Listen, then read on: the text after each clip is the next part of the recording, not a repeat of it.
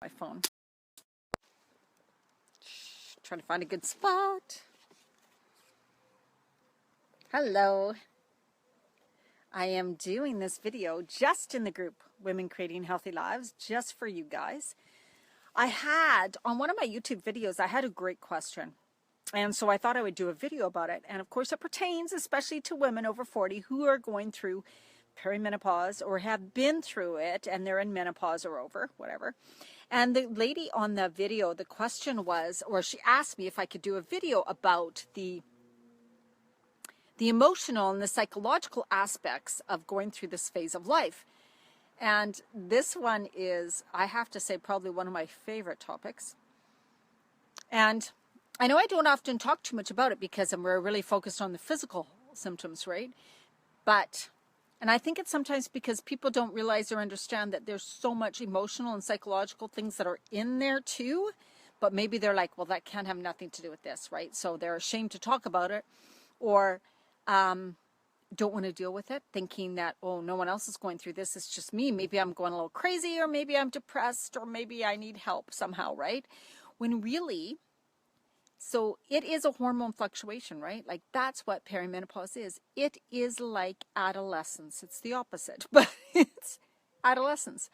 So you're a woman, you were a girl at 14, whatever age you were when you went through it. You know what you were like. Maybe you have a daughter who went through it, right? Oh yeah, this is a time of emotions all over the place. In adolescence, of course, they feel like they're going crazy. They can't control their moods. They're all over the place. There's so many things going on. Their body's changing. They're maturing. They're not sure how to handle this woman. Like, how do I be a woman? I don't feel like a woman. What am I supposed to be? What's expected of me, right? And so, of course, that's what we're going through at this middle age phase too. It's like, oh my goodness, you're changing. Your body's changing. You may not recognize it anymore. And that means even when you look in the mirror, I know for me, I'll look in the mirror some days and go, oh my God, like who's this older person looking back at me, right? And that's really true because we are changing. But also it's such an emotional change too, because we're dealing with aging. We're dealing with getting older and thinking, oh my God, like I'm not ever going to be a young woman again. And the way our society in North America sees elderly women is not so much in a good light. I mean, it's changing, thank goodness, and so many things like that need to change.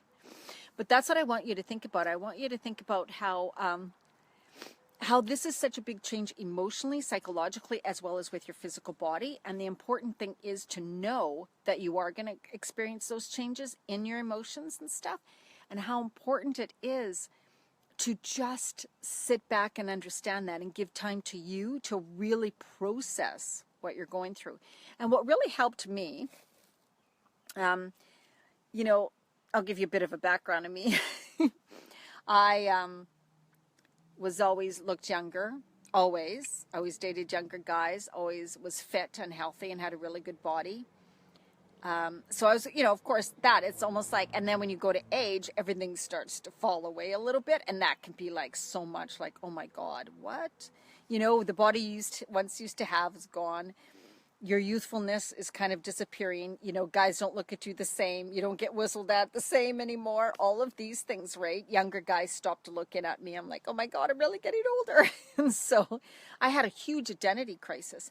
And I got injured and couldn't work out like I used to. So then my muscles and my firm, shapely body started to disappear. So not only that happened, but I was going through the change. And I was having to face, oh my God, more wrinkles, looking older, my body changing, knowing that I'm never going to be young again, knowing that I thought only downhill. So my focus was really on the downhill.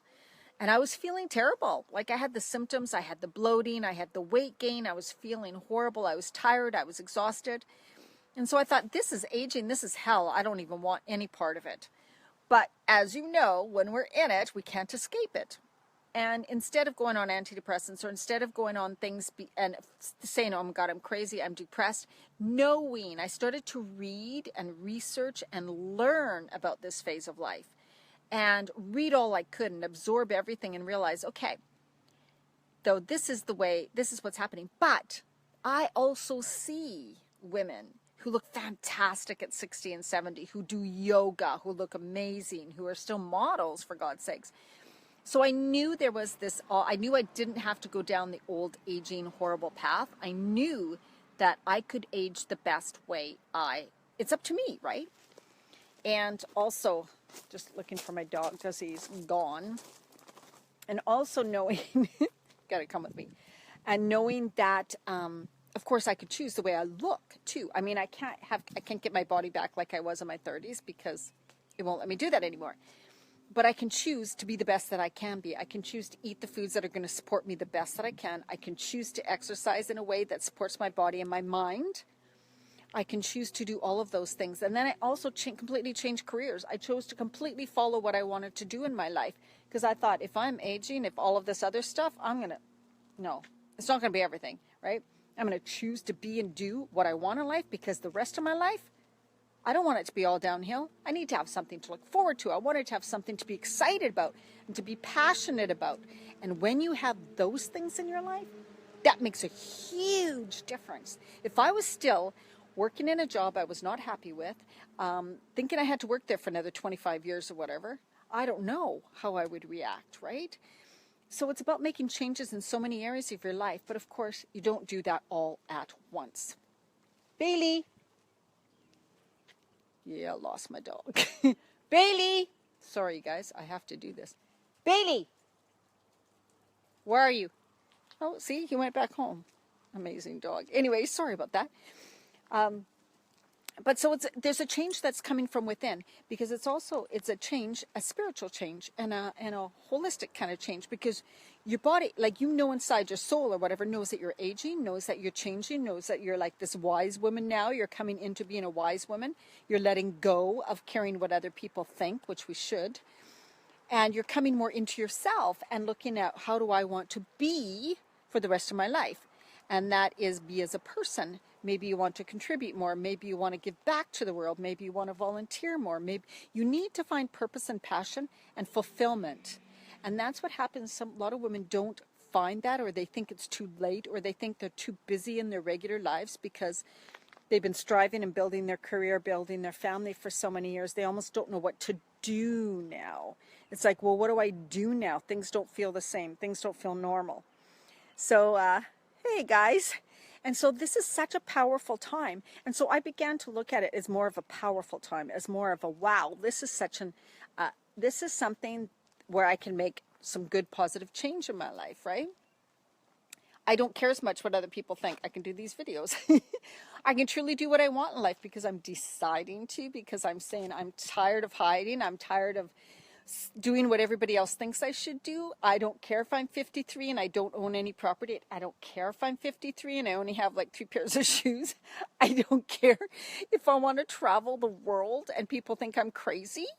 It's like, well, you guys have your crazy life. I'll have mine. And that's what's important to me. And so when I began to change my thinking, then life began to feel more exciting. Right? And when you're full of passion and excitement and feeling fulfilled, it actually is very youthful for you. And what another thing is that you begin to take better care of you. You realize, okay, if I have these big, huge, wonderful plans for my life, I'm going to take better care of myself, right? And so that's kind of the positive aspect of it. And then again, you're looking at it from you, loving you, not worrying about what other people are thinking and saying when they see you, right? So this whole image of, you just let it all go. You got to let it all go, right? And anyways, that's what I wanted to share with you because I know there's some emotional, like the ups and downs of our emotions because of our hormonal changes. And those things can be extreme when you're going through perimenopause. And I cried a lot. I was over emotional, but I rode the wave knowing it was going to end and doing the best I could to handle it when it was happening. I would go take a bath every night and read Eat, Pray, Love. I read it 4 times because that book spoke to me, right? So when I was going through those huge emotional up and downs, and I was feeling terrible and feeling depressed and feeling like what's going on and getting fatter and not knowing what to do, I would literally go to have a bath every night and read that book. And that was my pleasure time. And I looked forward to it. And I would spend more time at coffee shops doing what I loved, reading, researching. But that was what I loved. You need to find what you love. I started deciding I was going to do more of this as my full-time career, and learning I need to help women go through this phase because I felt so alone, and because I felt like no one understands me, no one knows what I'm going through, because no one talks about it. And then there's the loss in your sex drive, which you feel like, oh my God, which affects your relationship, right? And so knowing that is hormones. And you can take bioidentical hormones, and that will help that a lot, which I did end up taking those for a while. But also it could be because you're at a time in your life, Bailey, get here, when you just want your time. So when we feel like everybody else expects a lot of us, right? During the day, you give, and then you go home, and then at night your husband also wants you and wants you to do, and you're like, no, enough, right? And that could be because you don't give yourself enough time for you to enjoy the things you want to do. And I noticed that was a big thing for me. I was more demanding, and I needed more of my time. And if I didn't give myself more of my time, I would get angry at him. And that's not fair, because I'm the one who's responsible for doing things that bring me joy, and I'm the one who's responsible for taking time for me, right? Your partner is not. So it's just about like balancing all of that and realizing that, okay, it's because I'm not happy with the things I'm doing in my life. It's not their fault, right? So that was a big realization. And when I started doing more things that I wanted, that brought me joy, that bring me joy, and feeling more fulfilled in my life, then that changes everything around you. It also changes with how you cope with how you're feeling emotionally and physically, right? So if anybody has any questions, they can post a question. And I hope that helped, because that was such a good, I'm so happy that she posted that question on the YouTube video, because it is really true. I don't talk enough about this aspect of it and what I did and how I went through it. Now I've been over menopause for quite a few years now. And it's funny because I still feel like young, knowing that I'm aging, and I'm starting and working through building a business when most people are wanting to retire, but I don't want to. Oh God. Hey Diana, I wanted to ask you a question. I make chia gel. She talks about the food. That's so funny. I'll have to read this later, probably. It have to be seeds. Or is it okay if the chia is ground? Oh yeah, it's fine if the chia is ground. Absolutely. For sure. Totally fine. Same thing. Bailey, keep losing. Oh, there he is. Yeah, no, you can grind the chia. And sometimes I do. If I'm making it, oh, here's a good one, you guys. Coconut pudding, I put it up one day. Coconut milk blended with ground chia, some sweetener, and some raw chocolate powder. Is really, really good. You whip that up. It's really good. You might like that, Doreen. Doreen, I mean. That's really good. So yeah, no, ground chia gets rid of the pearly, if you don't like that texture. Yeah, you can grind it. It's just like having ground flax, and it gets really thick that way. Yeah. How do I store the super powders? I keep them in my cupboard, or in your fridge is fine. In a dark cupboard. As long as it's not super hot and moist, right?